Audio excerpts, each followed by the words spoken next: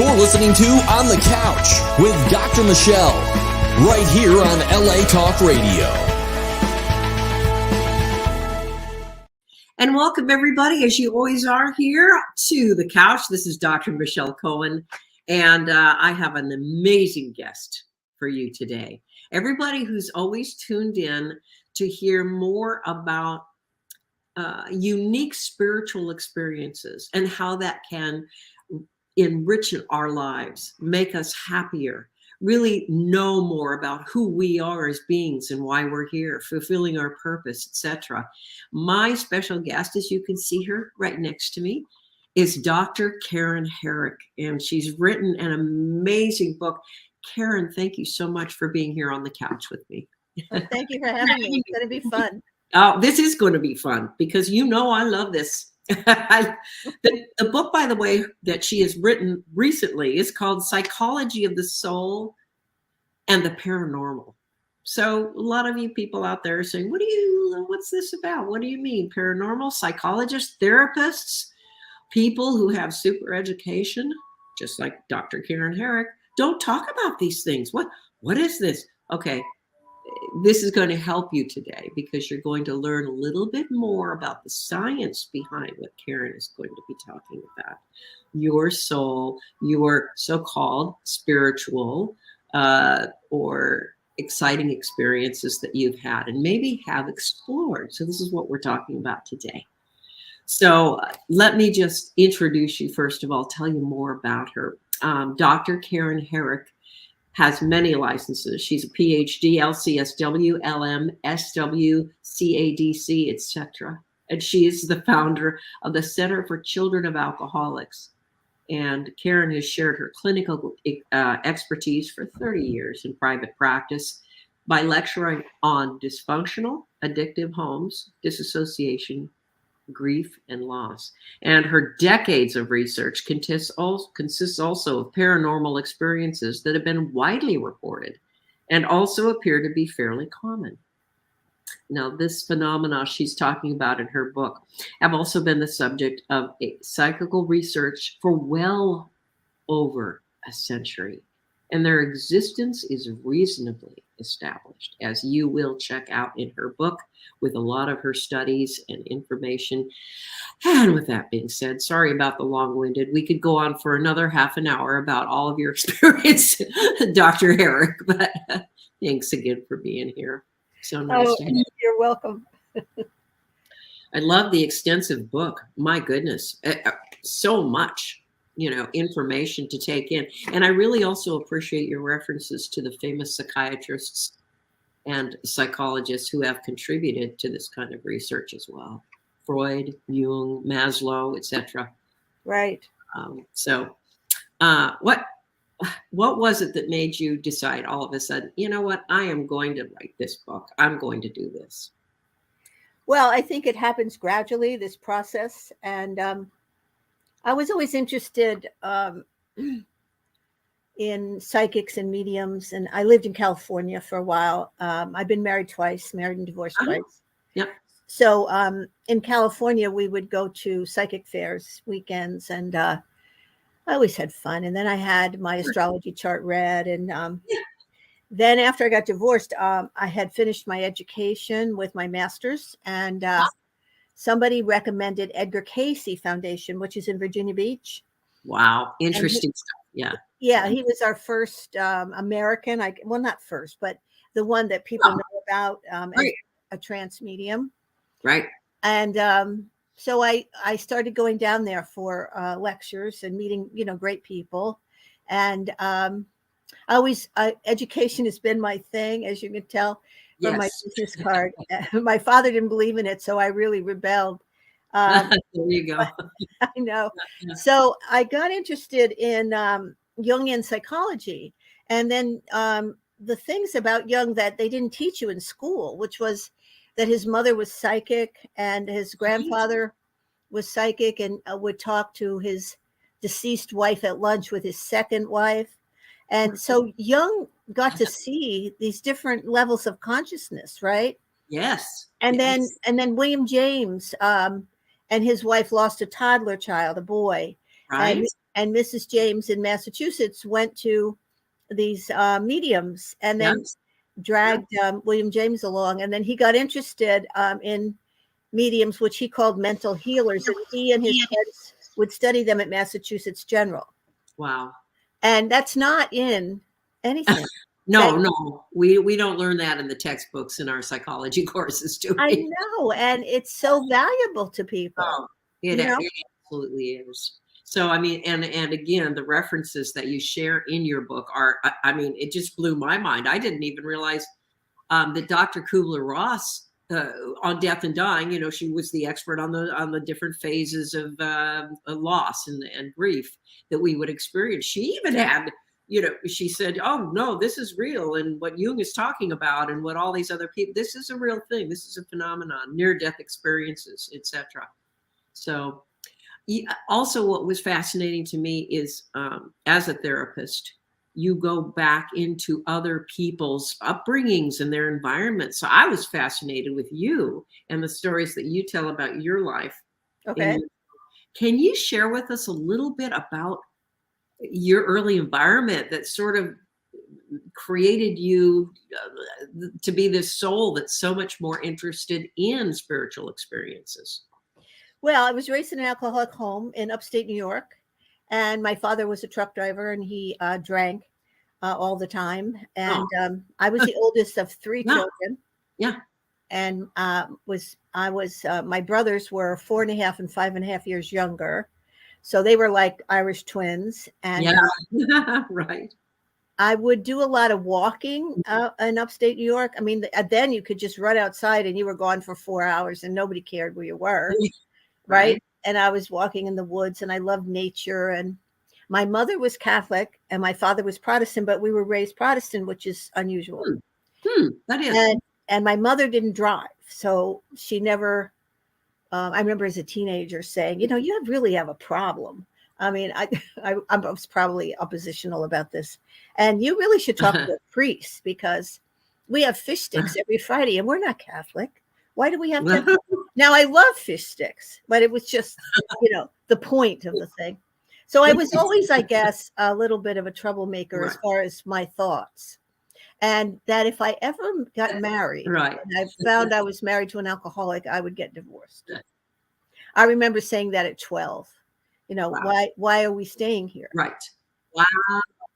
So absolutely. So I was married early at 18 and I had a daughter and then another daughter. And that marriage lasted about 10 years. And then my second marriage, I married an alcoholic. So, and I didn't realize, of course, because alcoholism looks different.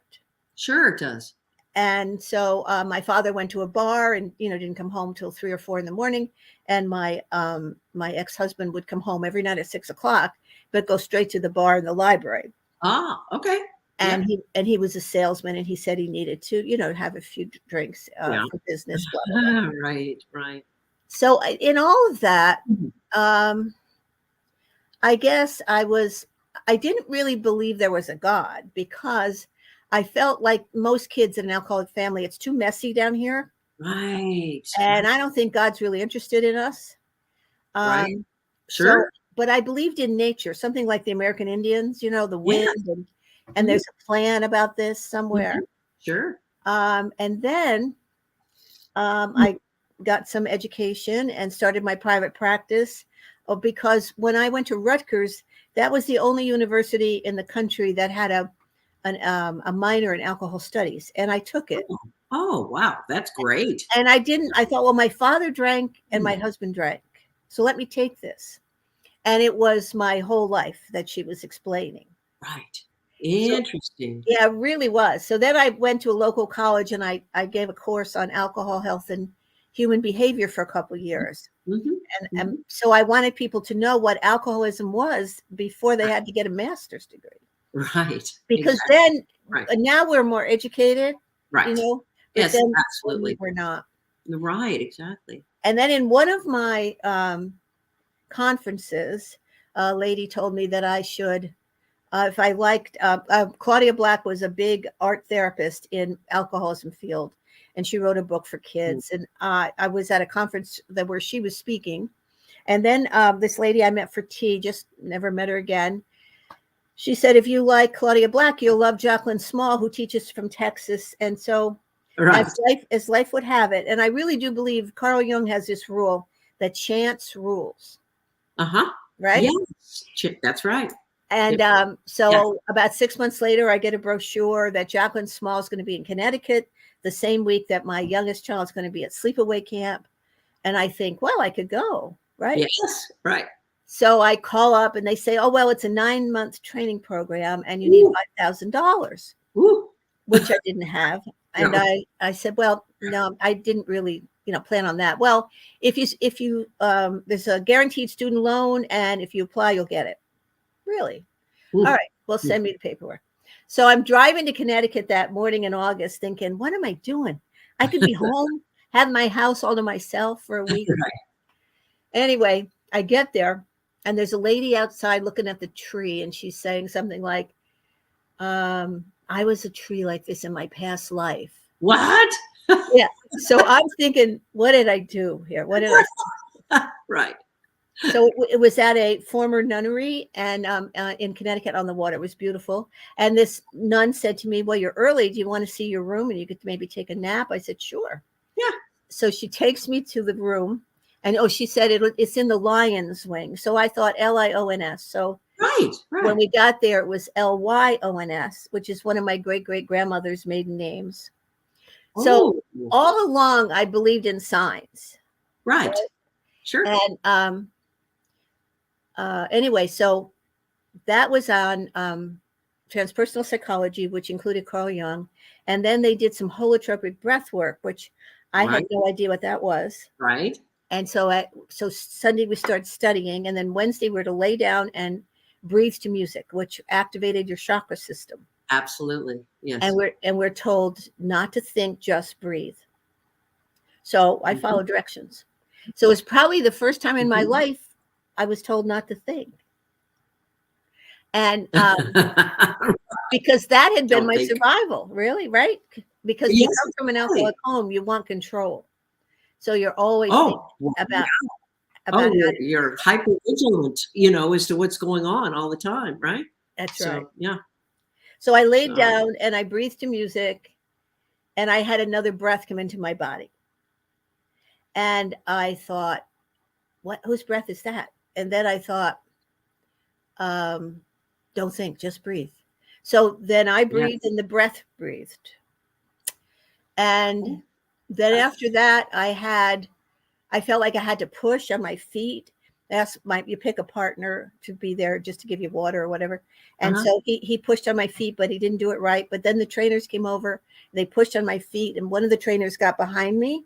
Yes. And said, hold on and push. I had no idea what we were doing, but I pushed. Right. And the thought I had then was, where is my mother? And I thought, why are you thinking that? And then I thought, don't think. Yeah, sure. Right. Anyway, I thought this whole thing had taken 20 minutes and it had taken about 4 hours. So I had a spiritual experience and I felt the Holy Spirit, which took me about 1.5 years to figure out. What that was. We were supposed to stand up after that and then not talk to anybody and go in another room and draw in a mandala, which is a circle, which Jungian says complete your wholeness of an experience that you've just had. So I drew a flower and the cloud and the grass and sunshine. And then we went to lunch because food then will ground you. Yes. But I really felt weird because I'd been in another state. Sure.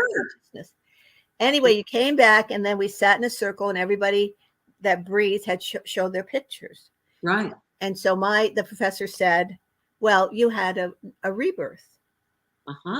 Right. And I thought, well, yeah, because now I know there's a God and I really did feel connected to all these strange people. Right. And then I knew we were connected to everybody in the world. Yes. Yes.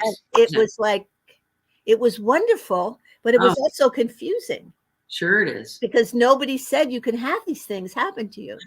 Right. Exactly. Especially growing up. And especially if there was the dogma of the religious belief systems that were a little confusing as well. So Right. that's right. Oh my goodness. We were very confused. Yes. Um, so you just sort of blossomed and really began exploring these things and really, of course, studying Jung and working eventually on your dissertation for your PhD Right. with Dr. James Moody, who, I mean, come on, people, you know the near-death experience, NDE. He's really the founder and his famous book, Life After Life, right? That's right. Incredible. And you got to work with him, and he was one of your professors. So He was. Yes. maybe we can segue into the idea, because you start out sort of talking about the soul, Yes. you know, and trying to describe to readers what that's about, and all of the studies behind that as well. And that dates back to centuries, you know, of knowledge. Well, But yes. Plato, Socrates, they all talked about the soul. Aristotle, they were all into, that's right. And it wasn't woo-woo stuff. It was more, these people were also exploring that same thing that you did, of just not thinking and getting out and you know, getting in touch with something outside of the 3D. And believing, yes, that you had another body. So Right. the news is that we have two bodies as humans. We have a spiritual body Mhm. and a physical body that we're in. And so we're both physical and spiritual. And the soul is the spiritual part of you. Uh-huh. And it comes in utero when you are conceived. And it starts to grow in your body. There's an atom placed in your body, and that's the soul. Yes, And yes. so the spiritual body grows as you are growing. So you're Oh. having a little miniature person, or Uh-huh. it's not really a person, it's like an egg shaped. Uh-huh. But anyway, and then I believe that when you leave your body to have a near death, what happens, or when you're dying, this is when Uh-huh. you usually meet your soul, when you're dying. And so what happens is your vagus nerve, which is the 10th and longest nerve in your body, starts at the top of your head and goes down to your stomach, Right. becomes a highway in which this egg-shaped spiritual body that houses your soul, because your soul is created, it's not born. Right. And so it has to go back. And that's the whole purpose of the spiritual body, to take the soul up out of you into the ether, where it will be a spirit on the other side when you're dead.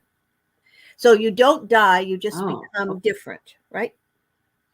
And right, exactly. so the soul, Jung believed, was yourself, and the soul was in the bottom of your unconscious, and that your unconscious was the ground for these different types of spiritual experiences.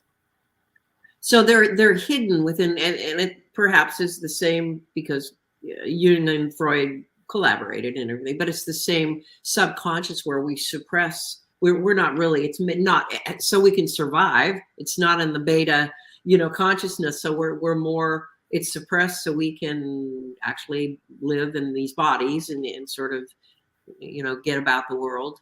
But when we are dying or passing out of our bodies, then it is activated in the subconscious to sort of to move on. There's an automatic process, and Robert Monroe talks about it a little in his books, and then also a gentleman named Sylvan Muldoon in 1929. They both have left their bodies, not to have spiritual experiences, just to leave their bodies and come back. That's what they did, right? Yeah. So, and they're not the only ones. Other people just took people's stories of leaving their bodies. And so they've been doing this for, 100 to 200 years. Right.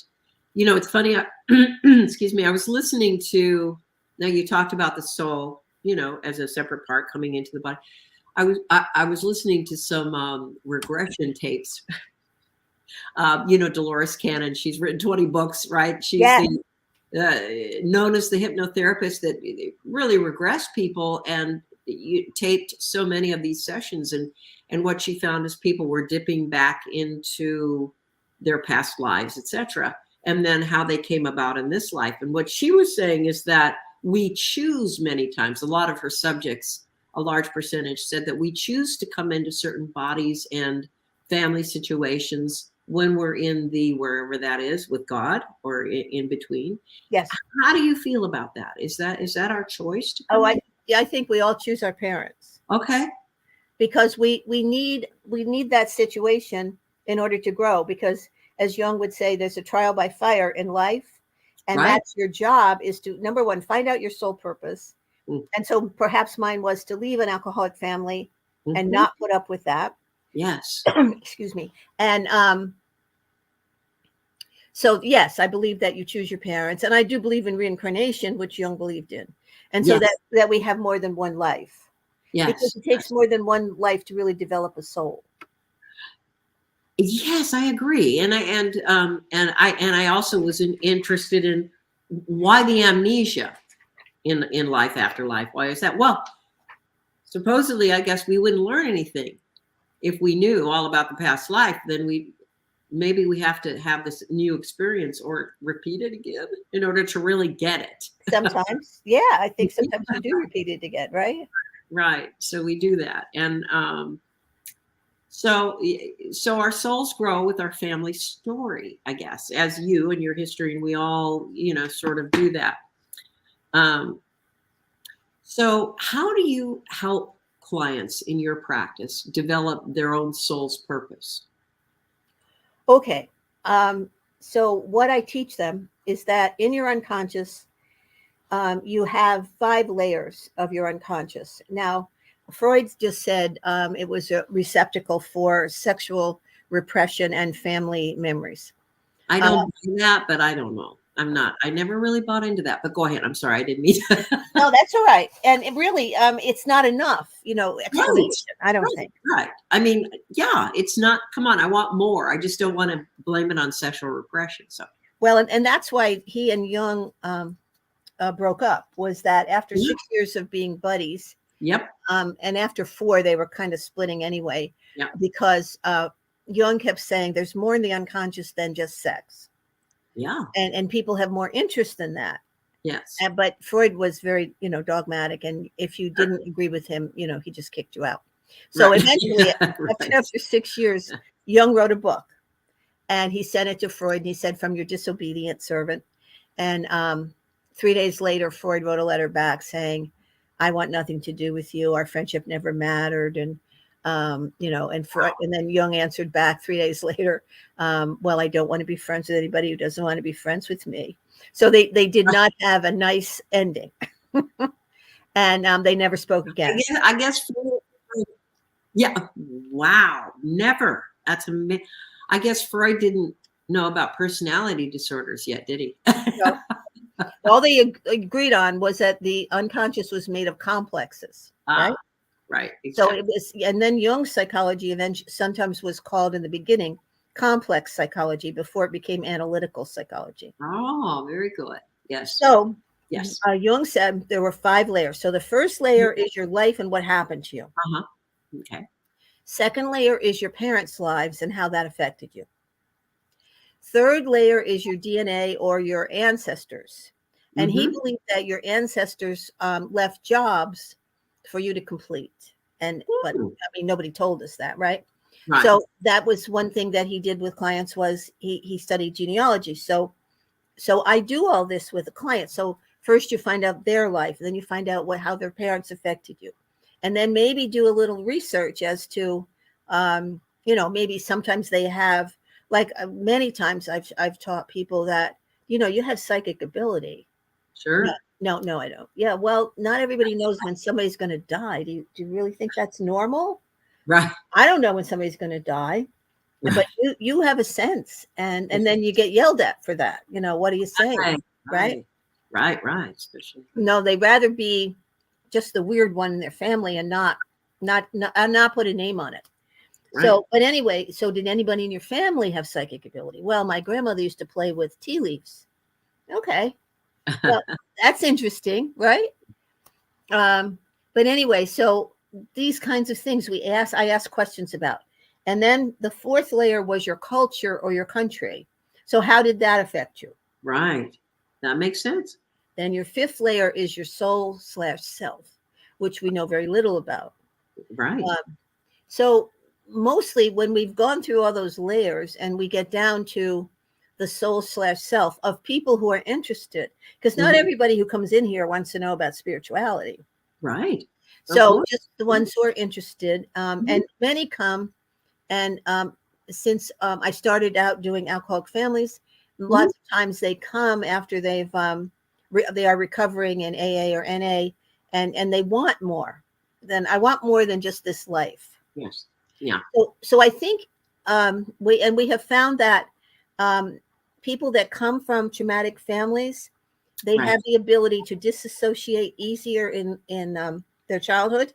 So then if they have a cardiac operation or if they're in an auto accident, they tend to disassociate easier, and they would have more spiritual experiences than someone who didn't grow up in a traumatic home. Right. And they're more resilient perhaps to chaos around them. And they just sort of, would it be fair to say that they've learned how to cope and numb out because of the chaos in the environment? So Right. They've learned how to be confused. Okay. So like for me, it was a year and a half of what happened to me. Right. And so you read and then clients come in with these even more spectacular stories than I had. And I believe them because, hey, I had one and nobody told me I was supposed to do that. They don't tell you that this is part of a higher intelligence or God, whatever you want to call it, that your soul is in charge of you waking up at some point. And that can happen at any time. Your soul really chooses the kind of spiritual experience you're going to have. Yes. Well, yeah. No, that makes sense. Doesn't it? It makes sense. So I was just going to ask you, and also I know you elaborate on a lot of these things in your book, but also just sort of jumping off that, do we create different scenarios as well for ourselves in order to test ourselves? I guess I would think so. In your case, the alcoholic husband's coming into your life, and so you could say, wait a minute, snap out of it, Karen. Come on. Don't do this anymore. Right. Yeah. Okay. So and then that takes years to get out of. Absolutely. Yeah. It sure does. But I find that when you go through the thing that is the hardest thing, like I never planned on, raising 3 kids by myself, but that's what I had to do. My goodness. Right. Well, so when you do that and you realize you lived through it, then you can really start to live. I think. Absolutely. Isn't that lovely? By the way, in case you guys just joined us here, I'm talking to an amazing woman. She has written a book called The Psychology of the Soul and the Paranormal. And Karen is a doctor of psychology, of course, but she also has so many different licenses, and she practices.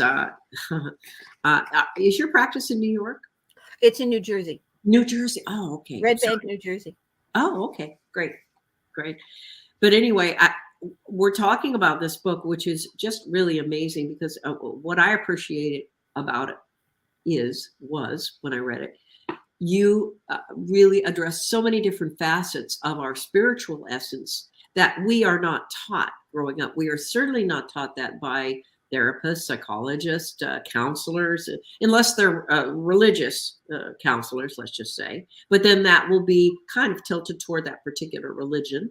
And there's nothing wrong with that at all either. But what you're saying is so many of these things have been studied, these spiritual experiences, whatever they may be. So you talk about in your book, soul, what it's for, the purpose, our own purpose in our life, near-death experiences, which I'd love to explore as well. Also, you talk about enlightenment, how we can learn certain things, purposes that we have in our lives. You talk about mediums as well, and fascinating information about that, because I know that you have experienced that as well with a lot of people who have really blown you away, and that are sort of the real deal. And so let's talk about near-death experience. Let's talk about that, because I mean that's another profound part of, is that our soul leaving our body or our astral body leaving? What is that all about? Yes, well, your astral body contains your soul. Oh, okay. So it's called astral, etheric. It has many names, resurrection body, you know. Okay. It probably has like 12 or 13 that I put in the book there. And Wow. which is one of the problems of spirituality. We need to consolidate, you know, some of the Right. material. Yeah. So that at a certain time, whether you're in an automobile accident or a fall, and you just leave your body, and then the biggest thing that they think when they leave their body Right. is, and they look down at their body, Right. oh, I'm not dead. Yes. Yeah. Huh. I'm still me. Right. Right. Is this what they were worried about? This is what they were worried about. Right. And so many people don't even know they're afraid of death. If they just would watch, you know, something about near-death experiences, like on Netflix, they have a surviving death. Yes. Right. And the first, excellent. Isn't that excellent? Yeah. I love So that. 5 1-hour shows, and the first one is on near-death experiences. Yes. If you just watch that, Yep. and they're all PhDs. Now, yes, it's great.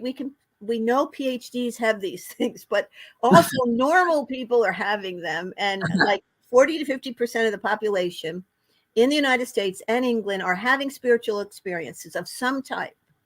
And they're afraid to talk about them. Sure. Sure. So of course, I'm big on educating them, right? Yes. Yes, you So are. anyway, so they leave, they go up into the etheric world. Right. And they see the beautiful flowers, the light. They might see their dead loved ones. Their animals are there, Mm-hmm. dogs Right. and cats and horses, I understand. So Yeah. it's just beautiful. And they all have different stories. And there's many, many books on Amazon written by near-death survivors, and you can read them. Yes, they are. And like you said, many of them, they're not kooks. I mean, they're you know, reporting, and there's so many, as you also mentioned, people who have had these experiences. They don't want to talk about it because they don't want people to look at them like they're crazy, you know. Right. But they don't want to be ridiculed, you know. So I mean, that's really, so it's a real phenomenon, and no matter how many people refute it, or the scientific community many times trying to say, well, it's just your, you know, body, it's your survival mechanism, you're not leaving your body, you're not seeing. But all the stories of people who I've talked to, who I've interviewed, who were looking at the surgeries being done on them and saying, why are these doctors doing?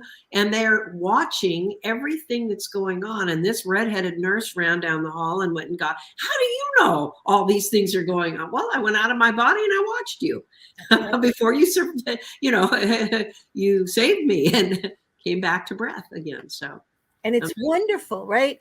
But then they're so afraid of it. Right. It takes, I understand that the average time it takes a near-deather to say to another person they've had it is 7 years. Wow. Interesting. That's a long time, right? To walk around not understanding. And oh my goodness. And so, like you mentioned, Elizabeth Kubler-Ross.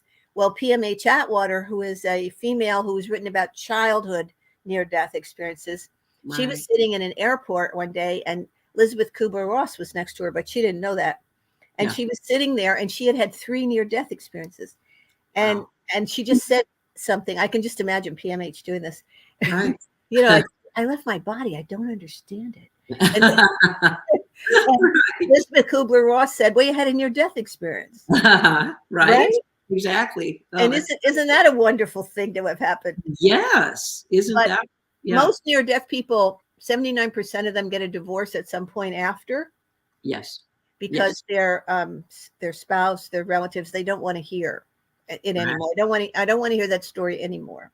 Right. And you know, also the person feels, as you describe in your book, Psychology of the Soul and the Paranormals, people are a little more enlightened and open to different experiences. And when their partner doesn't get it. It's just not happening. And they're on the same page. And there's, of course, no communication. And you also emphasize the importance of that communication in your book as well.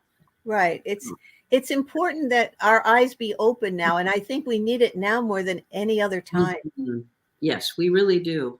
There are changes happening. Of course, everybody's hearing about them and whatever. But, they say, oh, for years they said that, catastrophic things, of course, read the Bible. And yeah, of course. But the consciousness of human Homo sapiens sapien, the consciousness is changing all over the world. And it just seems like it's becoming more black and white, divided. I know. Either you're on a higher vibe, or however you want to say that, higher frequency, or in a more spiritual place and open to receiving information, or you're into murder and mayhem and you're, joining in the forces to invade a country because you want to eliminate a population. Yes. That kind of thing. So do you see that happening in the world right now? There has to be more, I think, than just materialism, and people want more. They really do. They just don't know what exactly it is. Like the near-death people, when they come back, they want better relationships. They don't know how to get them. Yes. But what I think they do is eventually start out. Well, some of them, why their marriages don't last is they decide, well, I don't want to be an architect anymore. I want to work at a hospital. Mm-hmm. Well, yeah, that's going to lower your salary like 2/3. And your wife or your husband isn't happy about that. Right. No. But that's what I want. I want my life to be simpler. Mm-hmm. All right. Yes. Let's talk about, in this day and age, dealing with the ego. Okay. You suggest that we must first go beyond our egos and to educate them so that it'll have incorporated more from our unconscious in any spiritual experiences that we've had. Okay, so how do we learn to let go of our ego, and what is defined as the ego to you? How do you define that? The ego is anything you put after I am, and that's an exercise I use many times with clients. I'll ask them to work on for weeks and weeks an I am list, and then just keep it going, good and bad, and and lots of times, like my ego didn't know that you could have another breath come into your body. So that then I had to read other things and to teach my ego, hey, people have done this before. People have felt this breath before. Listening to near-death people when I went to a near-death conference. And those are some of the happiest people in the world. They're not afraid of dying because they already did. Right. And they came back. Exactly. And it's wonderful. To be with them.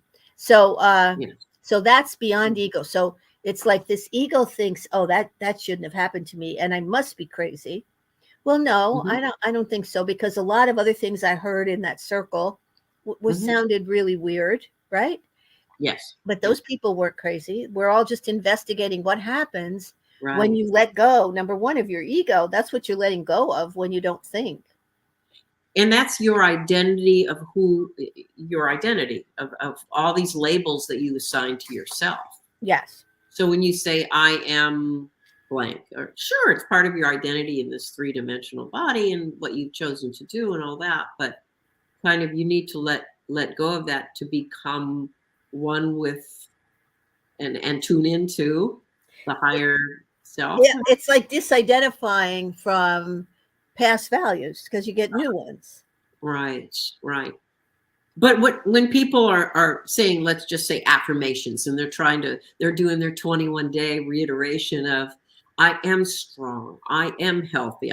That's not what you're talking about, the I am ego. You're talking about. Well, affirmations can be a part of it. Now, one thing I teach with affirmations is you can't just say I am strong. Right. I am strong. My therapist wants me to say this. I am strong. You're right. You have to believe you are strong. Exactly. And in some area. So, and then you have to say, I am strong with this situation and I'm going to get it better. Yes. Now. That's what I say. Always put now. I'm going to do it now. I love that. Yes. And then when you say a prayer, or sometimes I just talk to, different people from my family who are over on the other side, and I ask them for help with this situation. And the simplest prayer is, give me what I need to get what I want. That sounds beautiful. So selfish. Yeah. But it's really what people want. Yes, exactly. Right. Give me what I need to get what I want. Right. Show me how to do this. Right. Right. Exactly. And then the other thing is to get yourself in a different place. Right. Because nobody's going to come to your house when you're on the couch under a blanket and say, hey, guess what? We have a chance for you. Right. They're not going to do that. You got to get yourself to different places. So get yourself to a meeting, to a therapist's office, to watch a film and get somebody you can discuss it with. And what do you think? Right. Exactly. And also, talking about asking for help, and you talked about your ancestors or relatives who you vibe with, or that are. So you believe we can tune into them and really? I mean, I talk to my parents all the time, who are okay.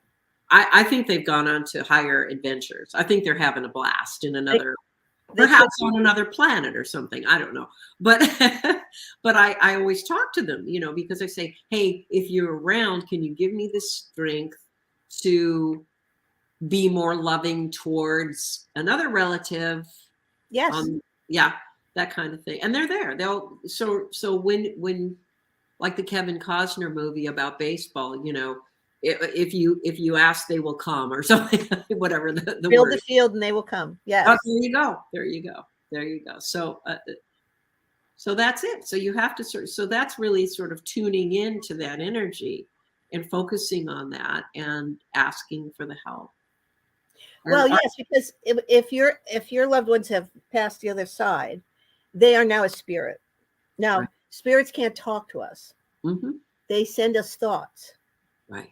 So lots of times you'll get thoughts that aren't yours, really. Right. And it's I had an interesting thing with trying to trust your own thought. Right. I was at a conference in the city, had all my clothes and good jewelry and a computer and all this, and put it in the car and go down to I don't know if it was Chinatown or the lower part of Manhattan, and we're going to have lunch and then go home. And as soon as we parked the car, I said, this car is going to be robbed. And I said, no. Oh, my goodness. I said, let's just go to New Jersey and, be on the water. No. We just got a parking space. We planned this all week. Oh, okay. So I allowed myself to be talked into that. We come back from shopping, throw everything in the car, get to New Jersey, open the trunk. It's completely empty. Yes. Oh, my goodness. So then I thought, you knew it. Yeah. That little voice should be louder.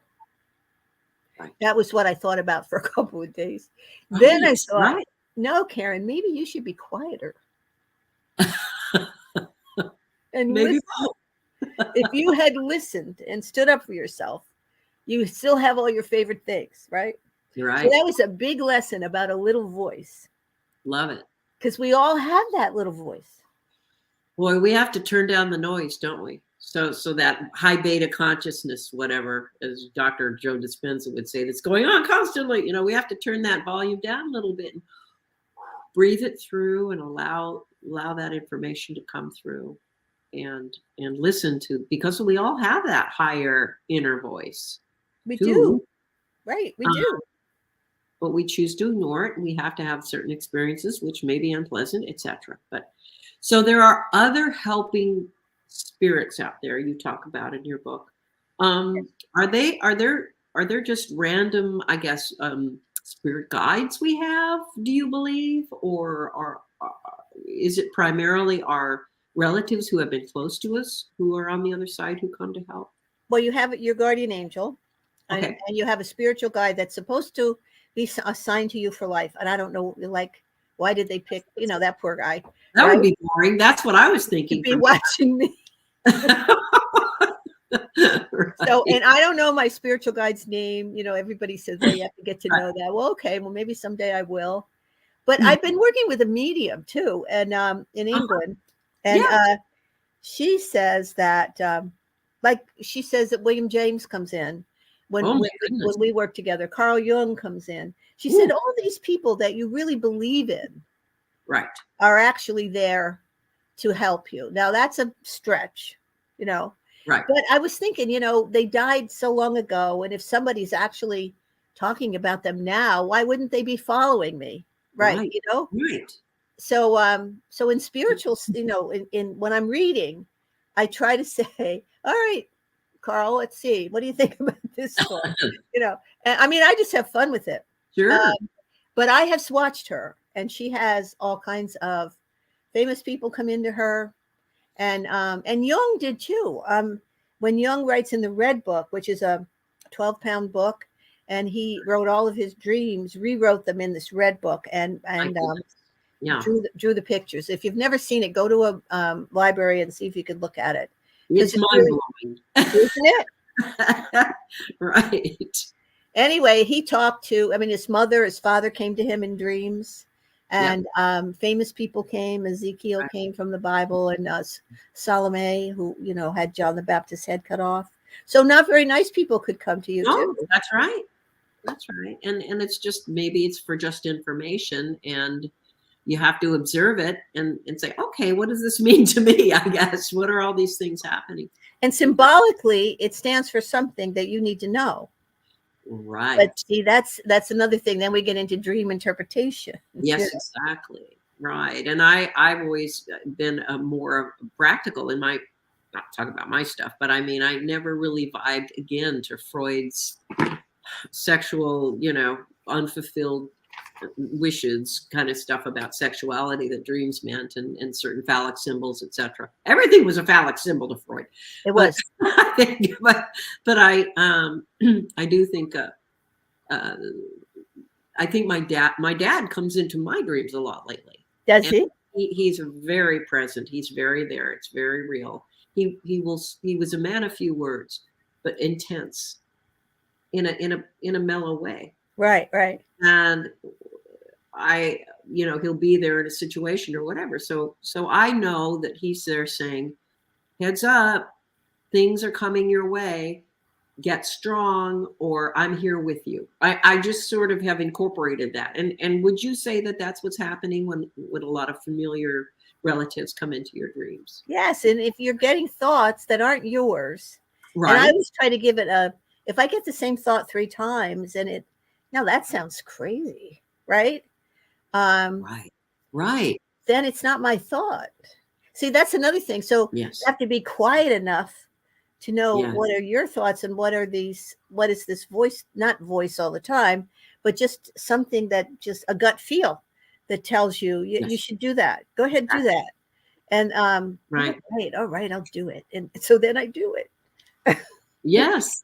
And right. And if it doesn't turn out right, okay, whatever. But it was interesting that you were actually open to it and attuned to it and aware that it's there for a reason, perhaps, in your life.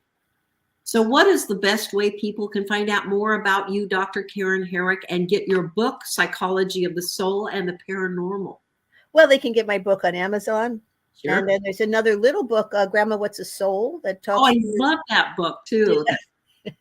My grandson didn't want me to die, so I talked to him about what would happen when I died. And there's a section for parents. And then if you're living in an alcoholic home, there's You're Not Finished Yet.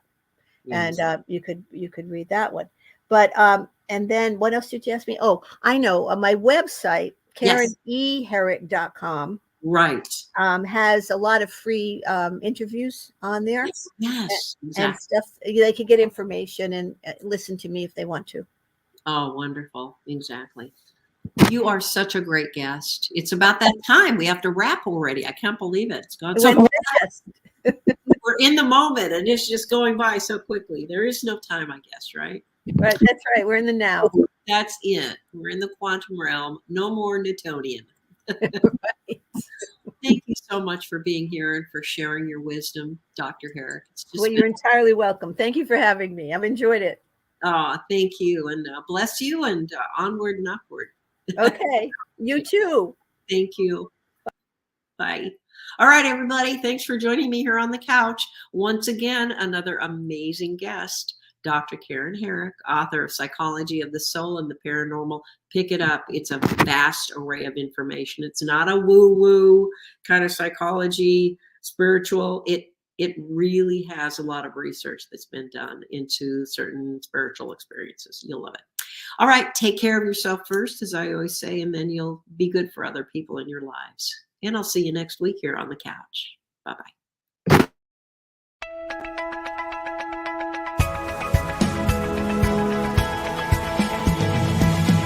You're listening to On the Couch with Dr. Michelle, right here on LA Talk Radio.